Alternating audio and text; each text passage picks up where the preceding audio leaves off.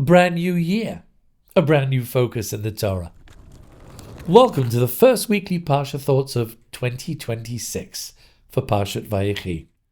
I'm Cantor Spiro from the Song Shul, and come rain or shine, we're here each and every week to dive right into the Torah portion and share insights to carry into our lives.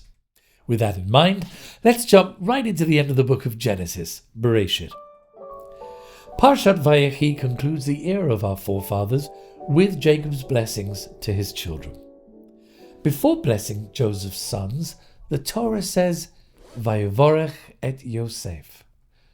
Rashi notes that blessing one's children is considered the greatest legacy we can give, that of the spiritual empowerment to the next generation.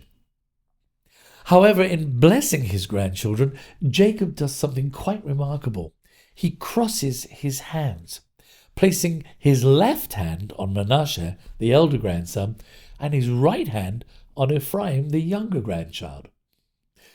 Joseph protests and reverses his father's hands, thinking that his father, now in his final moments of life, is confused. But Jacob reverses his hands yet again and responds to Joseph verbally, saying these three priceless words: Yodati, Beni, Yodati. I know, my son, I know. The famous Torah commentator Shlomo Ephraim ben Aaron, best known for his Torah commentary, the Kli Yakar, explains that Yaakov recognizes a unique spiritual potential in Ephraim, proof that greatness is not always determined by birth order or societal expectations. Let's recap something really pivotal and transformative. Abraham had two sons, Ishmael and Yitzchak. But his favorite son was always Isaac. Yitzchak and Rebekah. Isaac and Rebekah had two sons, Esav and Yaakov.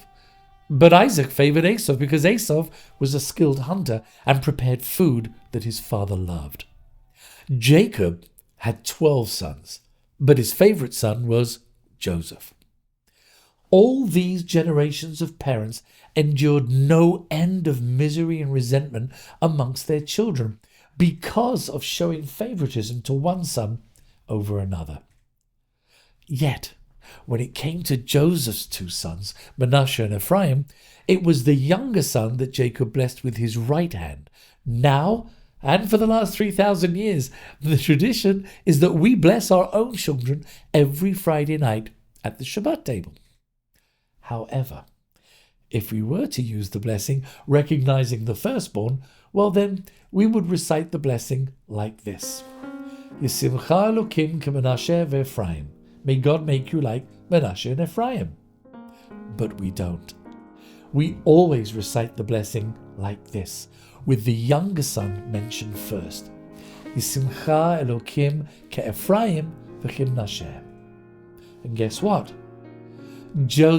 Yosef successfully broke the poor parenting cycle of showing favoritism to one child over another.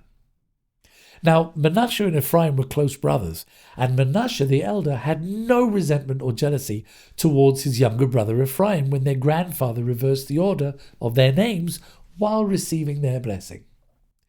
But in his final words, Jacob also offers each one of his sons a personalized blessing. Naphtali Tzvi Yehuda Berlin was commonly known by the acronym the Netziv, which means pillar. He was the author of several works of rabbinic literature and observes that these are not merely blessings, but rather character insights, empowering each tribe to fulfill its role in the world. You see, true blessing honors individuality. Jacob finally ends with a request. Kivru oti be'eretz Canaan. Bury me in the land of Canaan, what is known today as Israel. Nachmanides, the Ramban, explains that Jacob anchors his descendants to the promise of the land of Israel, reminding them that exile is just temporary and destiny still awaits. This last parsha in the book of Bereshit, Parshat Vayechi, teaches that a meaningful life is one in which we give blessings clarity, and purpose to others. Jacob's final actions in the last moments of his life are of connection, vision, and hope. As we conclude the book of Bereshit, we are reminded that firstly, our people are always connected to Eretz Yisrael, the land of Israel, and also that our stories continue through the values that we pass forward, and that with faith and courage, we can help shape a future of blessing for humanity. Shabbat Shalom. This week, members of the Song Shul observe Yortzeit for the following people: Frank Golden, Ephraim ben Henoch Halevi ve'Elki Leah, grandfather of Dina Fishman, Dina Dobrinsky, Dina Bat Rachel, sister-in-law of Sharon Goldman, and Harry Cohen, Tzvi Shlomo, father of Mark Cohen. May their memories be for a blessing, and may their neshamot have aliyot at this time. This week we celebrate the birthdays of these members of the Song Shul: Ron Lustig, Brendan Hanna, Eleanor Goldstein, Jia Wei Jang, Molly Finkelstein, Ryan Bobkin, Hannah Starkman, Michael Gelfand, Stephen DeVore, Ephraim Chaplik, and Justin Lapidus. Mazal Tov and Yom Holedet Sameach to all our Song Shul members celebrating birthdays this coming week. And to our Song Shul members commemorating Yortzeits for your loved ones, may you have Chaim Aruchim, long life, and may the neshamot of your loved ones have an aliyah at this time.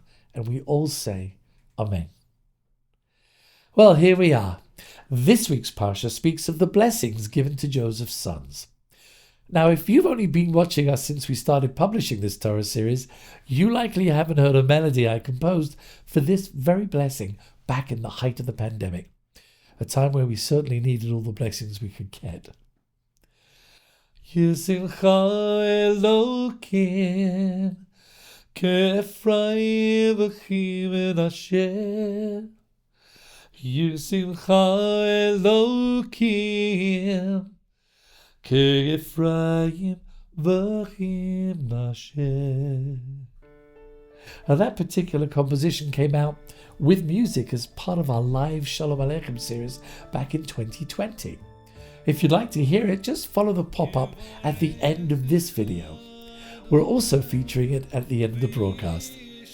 Well, you could possibly use it to bless your children tonight. I hope you do. Looking forward to seeing you back here next week.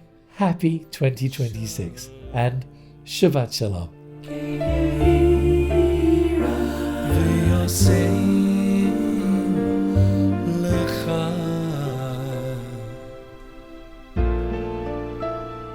Shalom.